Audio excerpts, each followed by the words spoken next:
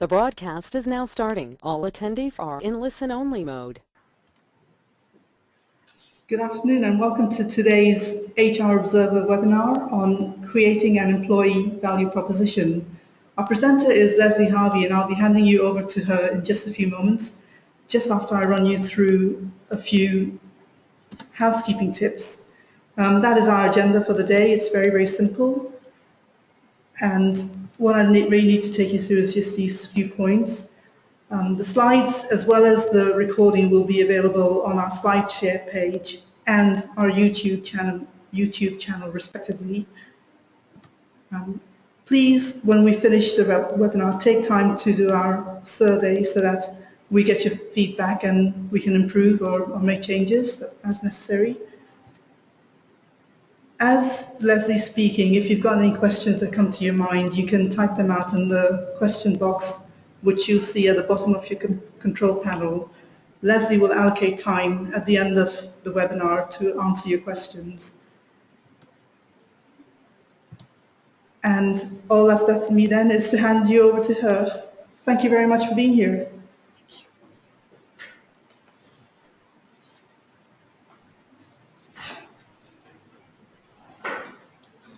Good afternoon, everybody. Welcome to the webinar. Let's get started. So if we look and talk about an employee value proposition, we're looking at what does that mean? What is it, first of all? And then we'll go through looking at how we develop one, what the value is from develop one, and what that process might look like. What's the scope of it? So if we look first of all at identifying what an employee value proposition is, it describes basically the mix of characteristics, benefits, and ways of working within an organisation. It's the deal struck between an organisation and an employee in return for their contribution and their performance.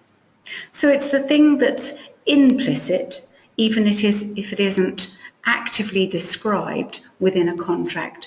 So it kind of articulates the non-contractual elements, as in I come to work, I have a great place to work in, I have inspired leaders, I enjoy working within my team, I've got a job that stretches me and enables me to grow, and I'm given opportunities for development. And in return, I do the job that I'm asked to do and I do it well, I do it to the best of my ability, I get paid a fair price for doing it, and my performance is recognised and rewarded. So the employee value proposition describes what it is for an employee to come to work within one organisation. It's a way in which organisations seek to differentiate themselves within the market, and it's a major differentiator. The thing that's known nowadays between organisations is that there is nothing that is completely unique that can't be copied, reproduced, modified and relaunched by another organisation. The differentiator actually is the people that come up with those ideas, that develop the new propositions, that develop new ways of working. So the differentiator between one organisation and another is the people that work there, the people that make it different, and the people that create those opportunities. So our value proposition, which as we said described what's in it for me to work for you and why should I stay, is the basis on which individual employees decide where they want to work, where they want to come and build their careers. So it answers the question, what's in it for me to come and work for you, in its simplest form. Why is it important then? Well, if we look at building on what we've already said, in that it is a differentiator, it is the way in which organisations differentiate themselves, as well as enabling people to make decisions. If we look at the problems that they have when they don't have one, is that they struggle to differentiate themselves from the competition. The one major element that people tend to focus on, companies focus on, is there is an assumption that everything is based on salary, that people make their decisions based purely on the money. and the reality is completely the opposite. So differentiating yourself on aspects that are non-financial becomes crucial if an organisation is to stand out from the sea of sameness. In other words, all those other companies that are doing very similar to them in the same sector. Banking being one of them. If you think about what a bank does, it takes money from you, it stores money from you, it may give you interest, it may give you a loan, it will invest that money to get a return on it. That's pretty much it. It doesn't do anything different. All the banks do the same thing. It's how they make their money. Their business model is the same. But if you now think about the different banking brands that we have within the region and that are global, there are significant differences between the way in which they present their solutions to their customers. So if you look at somebody like HSBC, what used to be called Hong Kong Shanghai Banking Corporation, HSBC, based in China originally, had a very Chinese view when they first started, and now has changed that. Now much more about globalization. Their advertising is very smart, it's very targeted at global markets, not so much local markets. It's saying, bank with us because we have a global presence. We understand globalization. We understand the challenges of multinational organizations which have very mixed participants, both from customers and from their customers. And as a result of that, we want to differentiate the services we offer. Now, if you compare HSBC with someone like Emirates Bank or Barclays or any of the others, you will see that they have very strong differentiated brands. Those brands stand for something. Similarly, when we look at our ability to attract employees, what we build is what's known as an employee brand, an employment brand. And what that is what differentiates us from the others and makes an individual want to work there. The brand enables us to communicate what our value proposition is. So an effective EVP enables an organisation to stand out as different, but also ensures that the packaging reflects the contents. In other words, what the brand stands for externally is what your employee value proposition delivers internally. Both things are aligned. All too often, what we see is people joining organisations tempted by the branding, looking at that brand saying, oh, that sounds like a really great company to work for. It's maybe a famous brand, it might be a multinational brand, they have a perception, we all do. We make the perception, the decision that we have about what an organisation might be like to work there based on what the brand is telling us. So we make a lot of assumptions, and very often people are disappointed when they go in and that brand isn't reflected on the inside. And there are many differentiators like that. And it's important, therefore, that we don't disappoint, because when we disappoint, what happens is engagement drops off. So when a new employee starts with an organisation, they come in a very positive mindset. They believe they've made the right decision. They've thought carefully about that. They've looked at what the proposition is, what's the contract, what's the job. Do all of those things meet my expectation? And they will have made a decision that they want to work for you based on what they believe your company stands for. If when they come in, that isn't the same, that disappointment hits them quite hard because it makes them question why they joined. It makes them question whether the decision they've made is the appropriate one. It makes them question their judgment, and it makes them question the organisation, because the question mark is always, is what they told me at interview, and is what I believed based on what I could see from outside, from the website, from advertising, from whatever, why am I disappointed when I got here? Was it the same? Was I expecting it to be the same? And if it isn't, why isn't it? Was it because I was told things that were untrue, or was it that things were misrepresented, or did I just misunderstand? The impact of that is engagement goes down. And as we all know within HR, for every point engagement, there is a direct correlation to improved performance. Typically, the numbers quoted are between 4 and 7% for every point engagement change. So clearly it's in our organisation to keep people engaged. It's also important that we help people to hit the ground running. So when they do come on board, that disappointment doesn't have a double dip. It doesn't mean that we disappoint and, more importantly, we create a barrier to performance. So if we look then a bit more closely around the benefits, the first thing it does is help us to attract and retain talent.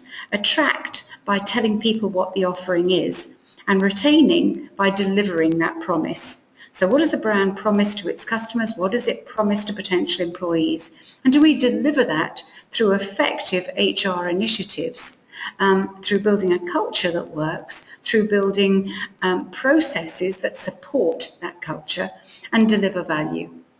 Through that, it enables us to retain talent. It also helps you as an organisation to appeal to different markets and also to tough to hire talent groups.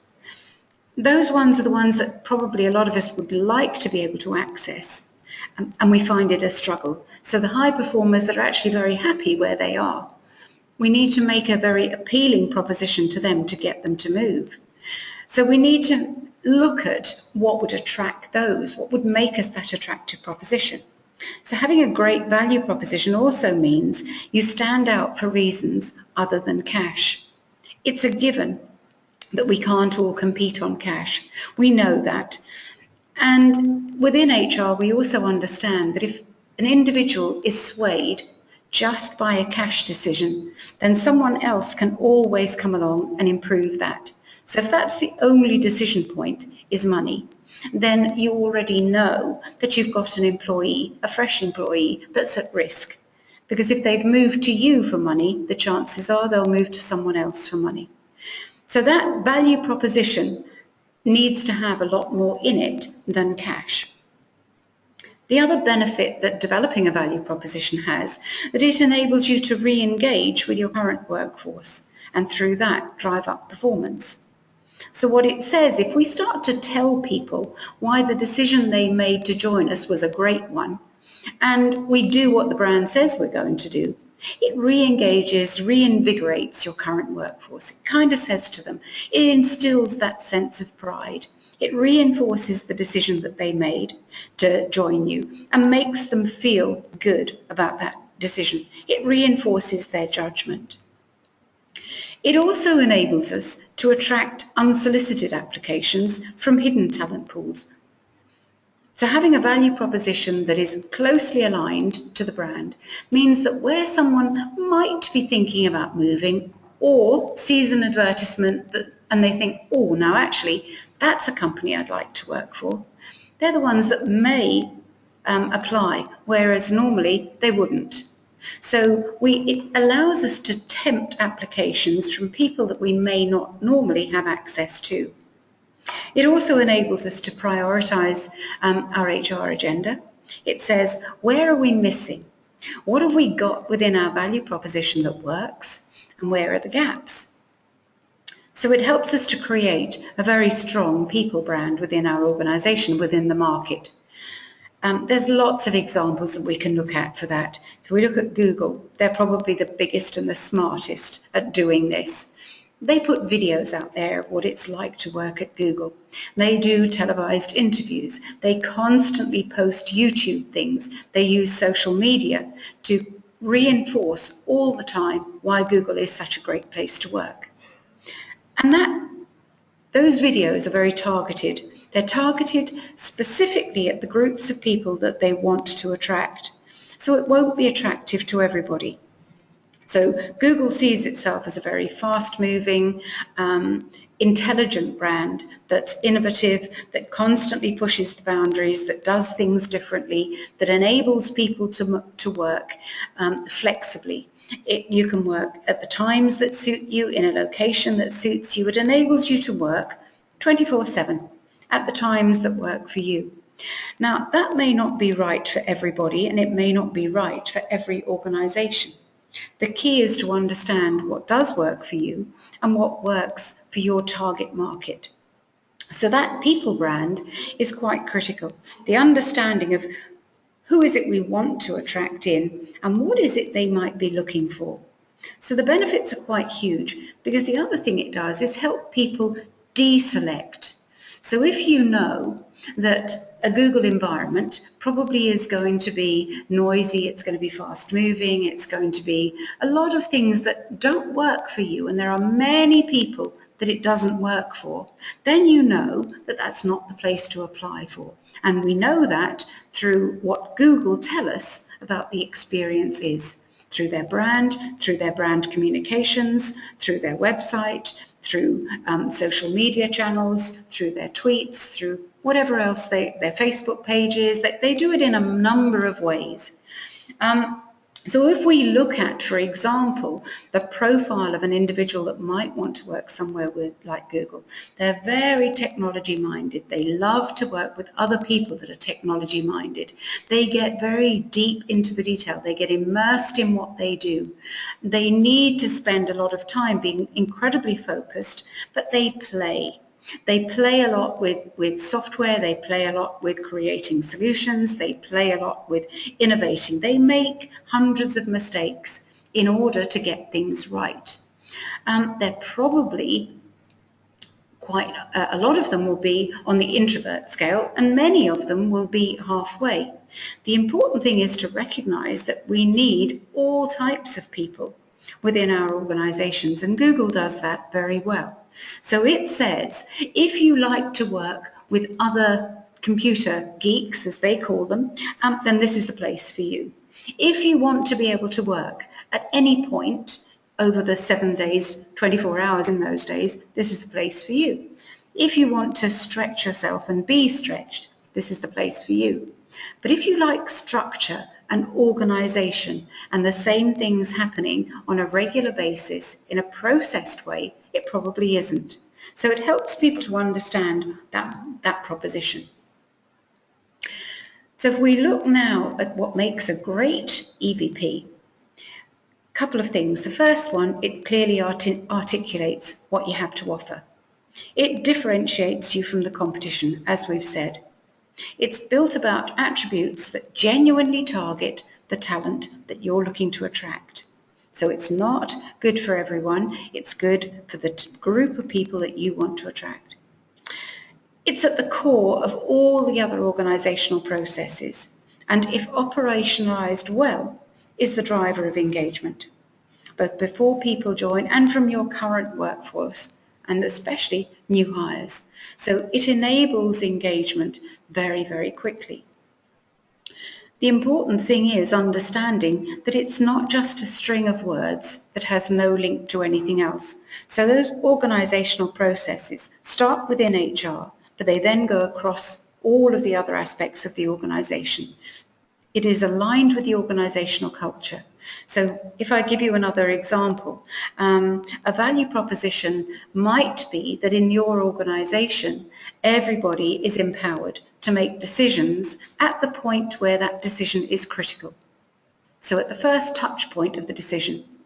In other organisations, it may be that nobody is empowered to make decisions except for the owner of that organisation or the executive leadership team. Two very different styles, two very different cultures within the organisation. One where ownership is expected and taken at quite early stages in an individual's career. And in the other, the real decision making doesn't happen until very late on in the career. And if we look at the type of individual that will enjoy that kind of environment, those environments, and compare the two, they're very different. People that are quite driven, that want to be able to make decisions, that want accountability, that feel they are able to use judgment, analysis, and a whole bunch of other skills to make those decisions will go for an organisation that is closely aligned to where decisions are made by the individuals where the decision is of greatest impact.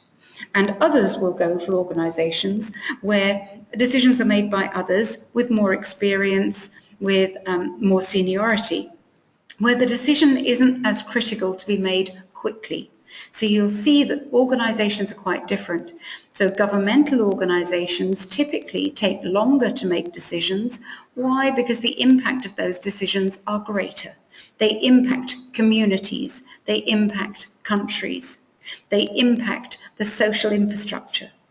Private entities where decisions are made more quickly tend to be because they are agile. Those organisations need to be able to change, they need to be able to morph themselves in response to market changes. So decisions therefore need to be made more quickly, and typically that means delegating the authority for those decisions to as junior as you possibly can, without it becoming a risk to the organisation. So two very different styles.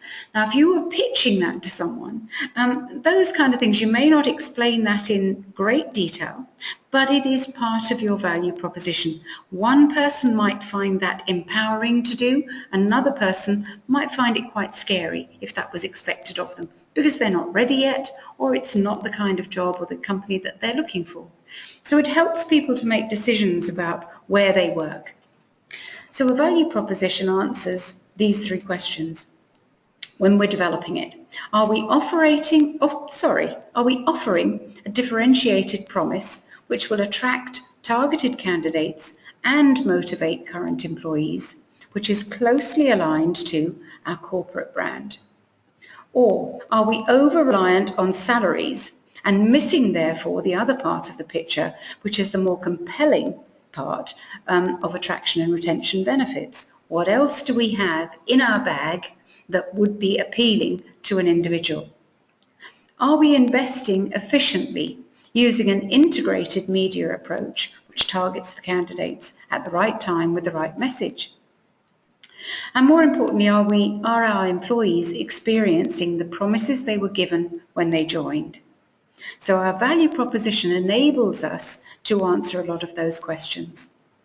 So what message is our corporate brand giving to our customers that helps us to translate that into a proposition for our employees?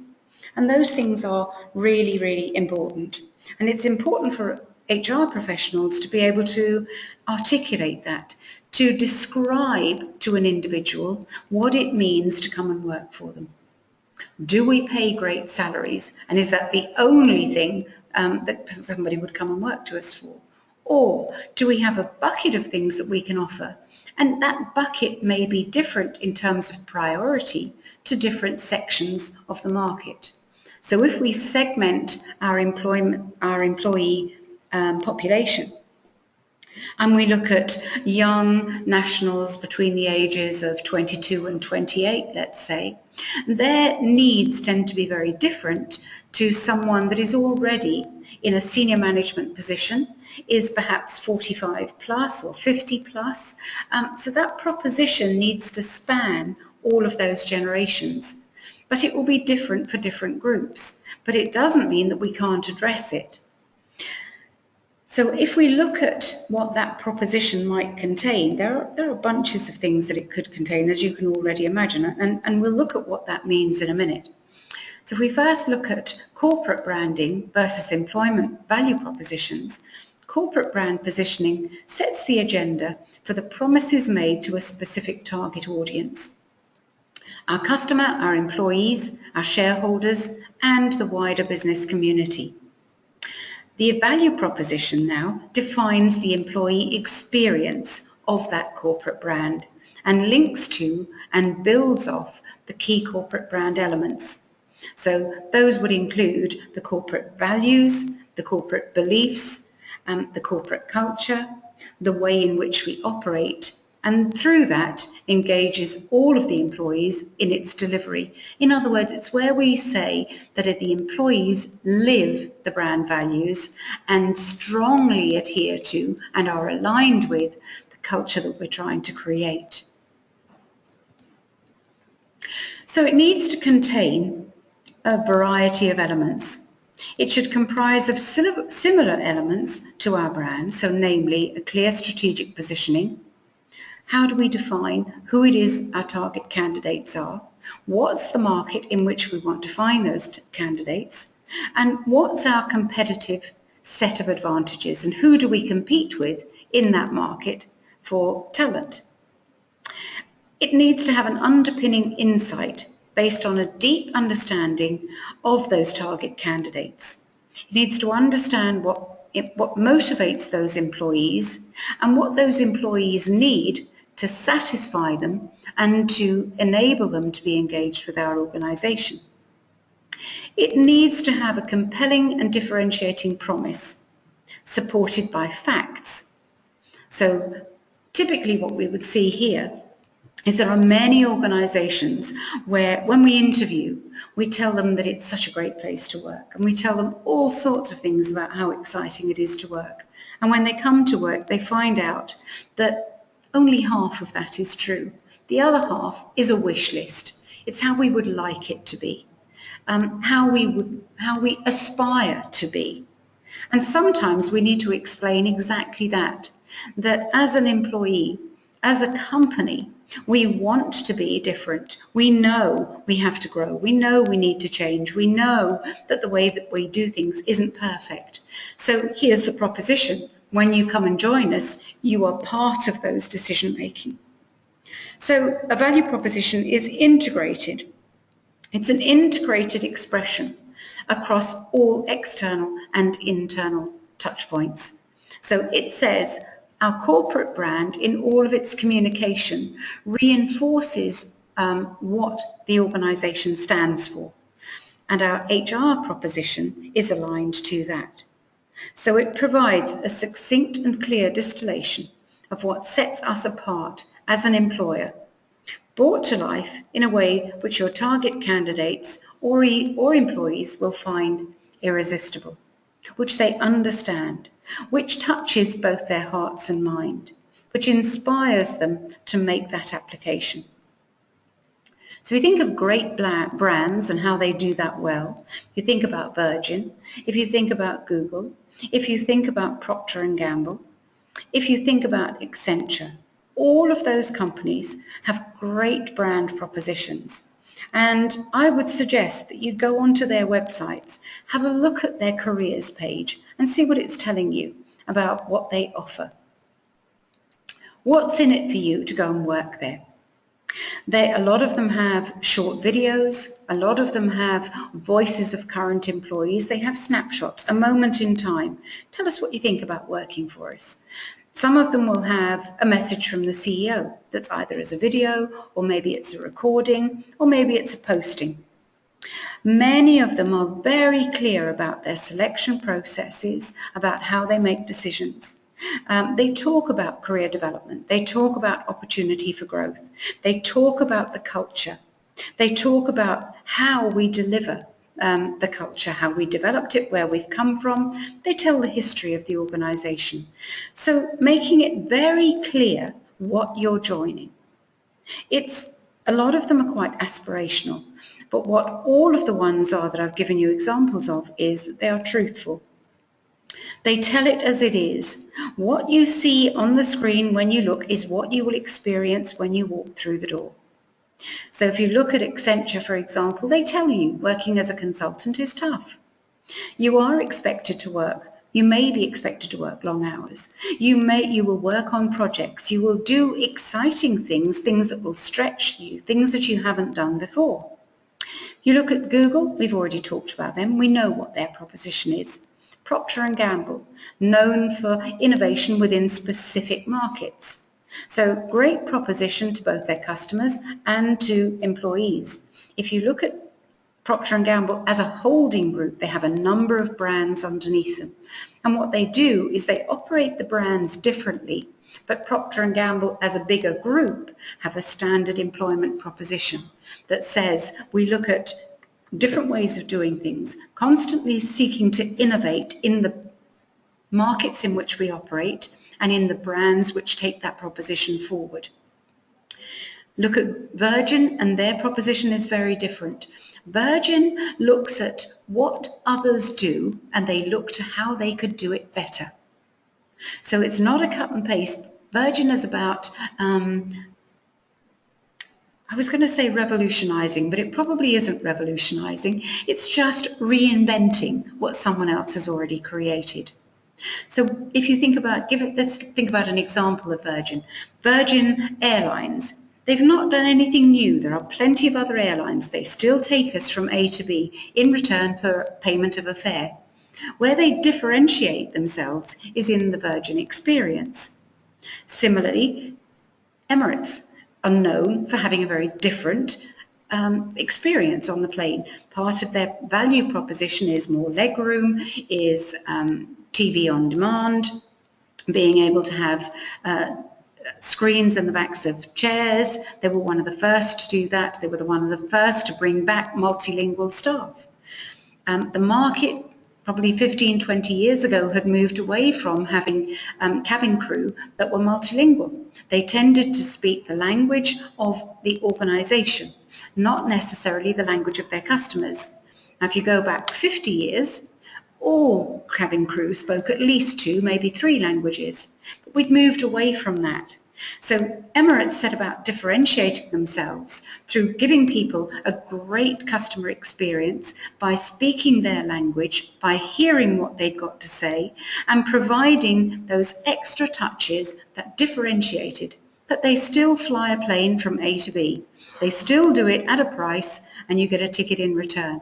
They still give you a meal on board. They still give you refreshment on board. So what they do is the same. It's how they do it that differentiates themselves. And Virgin has done exactly the same thing. So Virgin have a raft of different strands to their business. Virgin Group has trains, it has planes, it has radio, it has insurance, it has banking, it has a raft of things. And Virgin is about taking something that has been proven to work and doing it better, simplifying it, differentiating it in the market. It's a very clever proposition. And the employment experience within Virgin is similarly differentiated.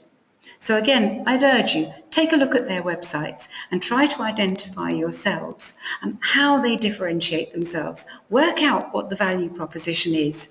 Read all of what it feels like to work there and try and understand what that value proposition is for each of those entities. Then take a look at your own website and see what you say about working for you. Do you differentiate yourself clearly from the companies with which you compete? Or do you say the same thing that they do? And if you do say the same thing that they do, why? Are you a cut and paste? Are you a duplicate of those organisations?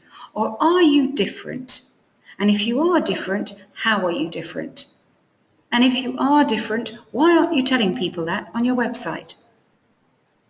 Use the opportunity through that website to differentiate yourself so that when someone looks at who you are, what you say you are, what you offer, they can see that clear differentiation. Another great one to look at is Nike. We all believe that we know what Nike stands for, sport. And so we tend to think, we make assumptions based on what that will mean. In the reality, Nike does make sport shoes, so do many other brands. So we've got Adidas, we've got, I can't even think of them, many sport shoe providers. We've got unbranded versions, we've got branded versions. What Nike does is differentiate itself as a corporate brand through a number of things. It associates itself only with the best, the top sportsmen that are winners, absolutely number one in their own fields. And when those sportsmen either do something that is against the brand or become less successful, you will see that Nike moves away. So when the behavior isn't aligned, they distance themselves. Nike is built on innovation. Again, something that we don't necessarily think about when we look at sports shoes. Sports shoe is a sports shoe is a sports shoe, so you might think. Who knew that you needed at least 10 pairs of sports shoes until Nike told you did? Certainly when I was at school, we had one pair of sports shoes and we did everything in it. But now, Nike tells you we need one set for running, one set for walking, one set for playing tennis, one set for playing any other sport, one set for jogging, one set for leisure, one set for going out in the evenings, one set for going shopping, a different set if you're a child that has flashing lights and squeaks. Who knew we needed those until Nike told us we did? So we can already see that Nike is built on telling the market what it needs before it knows it needs it. So it's built on innovation. It also seeks to be the best in the market. So it's built on quality. It has high quality control mechanisms. It has processes that monitor that the quality of the product that is developed is done ethically. And many of you will recall that a few years back, Nike had a very bad reputation for its outsourced partners. And it did a lot to address those issues. It changed its positioning very clearly from becoming price conscious in terms of its, and price driven in terms of its production, to being an ethical producer, where it starts to screen. So its stance on corporate social responsibility changed significantly. It now vets all its producers. It no longer uses minority groups to do the production. It makes sure that producers pay their staff a fair pay. All of those things are reflected in the employee's value proposition. So take a look at the Nike website. They've got a lovely video on there which talks about the history of Nike. If you then click onto the careers page, many people talk about the experience of working there, what it is to work for Nike, what it is to work in their research and development units, what it is to work in a number of areas for them, marketing, in brand, in events, in all those things. But their proposition is very clear. Their view is that if you have a body, you are a sportsman. And therefore, Nike have a solution for you. Similarly, if you work for them, Nike will make as much of a personalized solution for you as they can. Google does a similar thing. They both just do it very differently. And if you were to ask yourself what those brands stand for, Google stands for innovation. It stands for getting to market quickly, challenging the status quo. You said that quality is probably the major differentiator. If you asked yourself about Nike, they probably do the same things, but they do them differently. So you may see the set of drivers being the same with both organizations, but the way in which they do it and the way in which they manage the people that work for them and inspire the people that they work for them to do the best job they can do is very different. That's the way we make sure that that value proposition works for us. So if we look at what are the elements then that make us want to join an organisation, there are lots. For some people, it's career growth. For some people, it's the work environment and the culture. Work environment meaning the offices. Are they clean? Are they bright? Are they modern? Or are they traditional? Do we have open plan? Do we have separate offices? Is there a lot of glass, so that we can see people even if they have separate offices? Is it a production environment or is it a professional environment, so white collar rather than production? So working environment, surprisingly, is quite important for a lot of people. And then what about the culture? We've discussed what the culture of the organisation is, but is it inclusive? Does it welcome diversity? And diversity in its widest scope.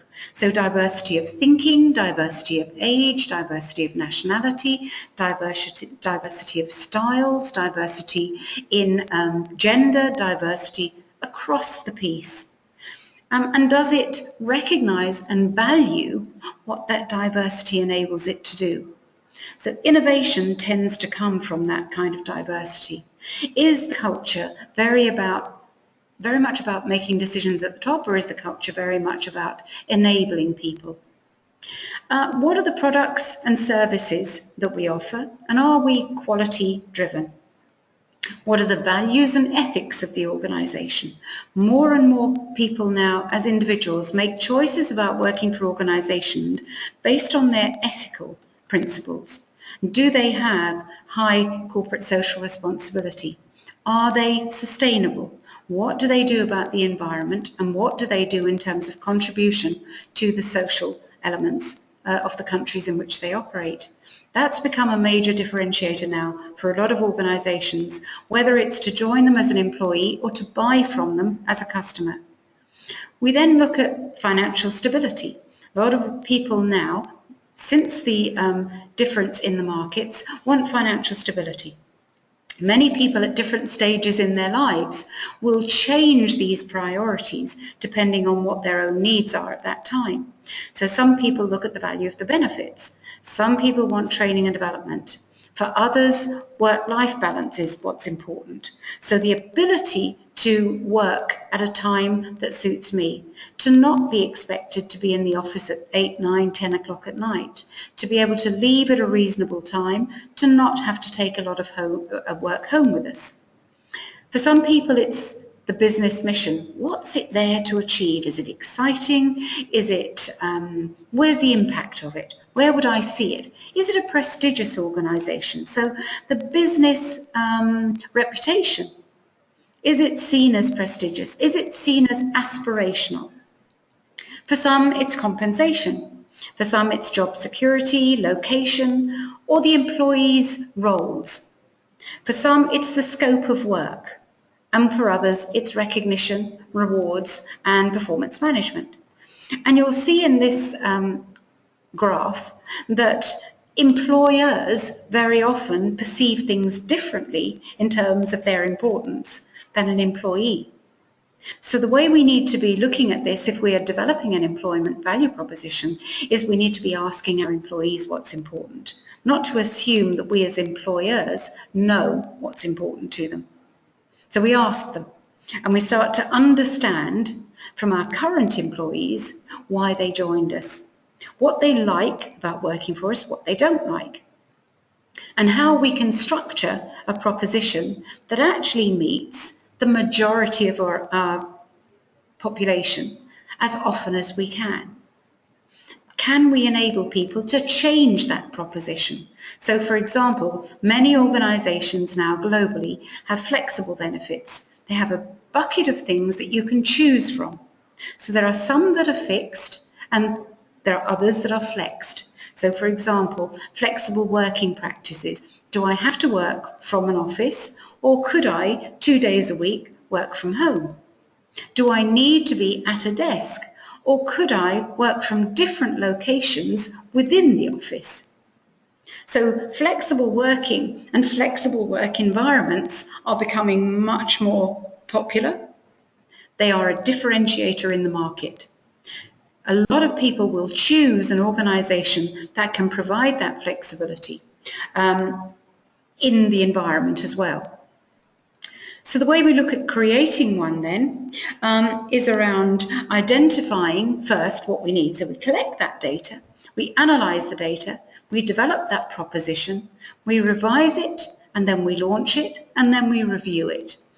Standard process for any kind of product development, any kind of process development, always starts with collecting the data and analysing it. It always ends with reviewing what we've done. Elements that we need to look at then, phase 1 is our audit and our analysis. Phase 2 is to build the strategy.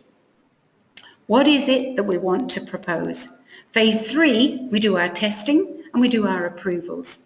So we develop an EVP statement. What is it going to look like? What does our bucket contain? And if we were an employee and we said, what does it feel like to work here? What would they say? And if that proposition is correct and they say what we expect them to say, then we've got something that works. So you might do a phased launch. You might test it within a group of current employees to say, does this sound about right? If we did this, would this work for you? We then start to do the alignment and we do the communication. So we align our processes and we check that all of our HR processes or our organisational processes work and support that style of working. We then look at internally engaging our current employees. And we say, this is the value proposition now. Are we all happy with it? You all participated in developing this. And then we start looking at embedding it into our external communications. So we put it on our intranet page, we put it on our careers page, we embed it into our employment, into our recruitment processes. And then we build in the management and the measurement. So we look at how will we know that this has been successful? And how will we report on it? How will we monitor it? And how will we check and review it to make sure that what we're doing actually works? So we build all of those things in. From what you've heard me say, you will already have realised it means that HR needs to work very closely with marketing, because marketing own our external brand, and they will understand far better than anybody in HR that hasn't had marketing experience exactly what that means. So I would urge all of you to work closely with marketing when you're doing this. So in short, an employee value proposition offers a key marketing tool to enable employers to attract and retain the right talent and to build their competitive edge needed to drive their growth. I hope all of you enjoyed that and found it useful, and I'd welcome your questions. If you type in your questions, I'm very happy to answer them for you.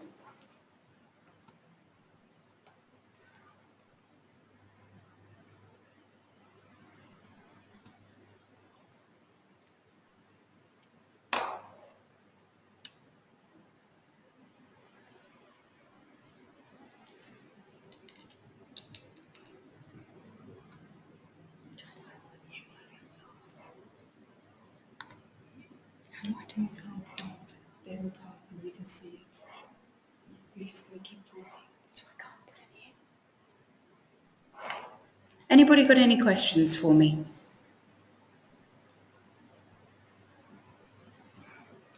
Great, thank you, Nazia.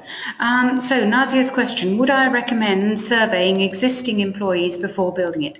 Absolutely, I would.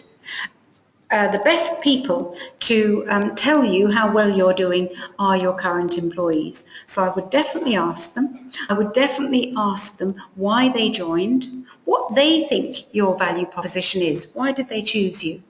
And more importantly, ask them if everything is aligned. Are all your HR policies aligned to that? Is the culture aligned to it? Where are we getting it wrong? Where are we getting it right? And I would do it in two ways. I would send out a survey that is individual, using something like SurveyMonkey so they don't have to identify themselves. And then I would also do workshops. So the first thing is people anonymously can tell you what they like and what they don't like, and they will speak very freely. The next stage of the workshops would be about discussing what you've heard from the survey and working out solutions. So here's what you like, so we'll build on that. Here's what you told us we didn't do very well, or you don't like, or we should be doing. How could we build on that? Does that answer your question, Nazia?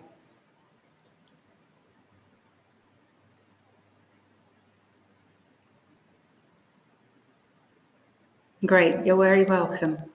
Does anybody else have anything?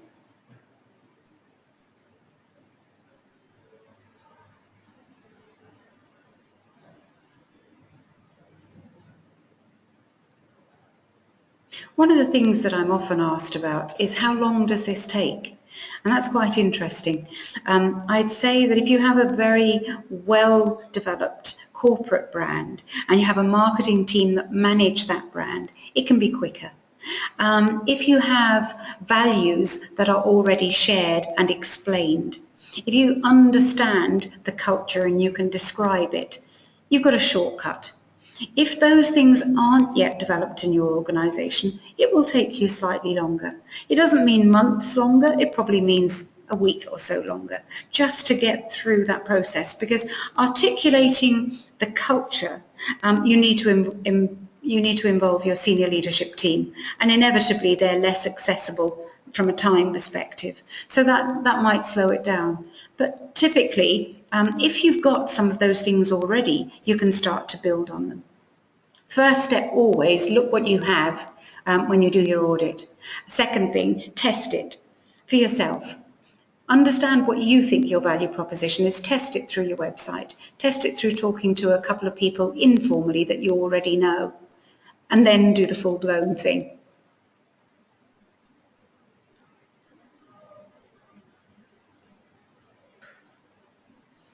Okay.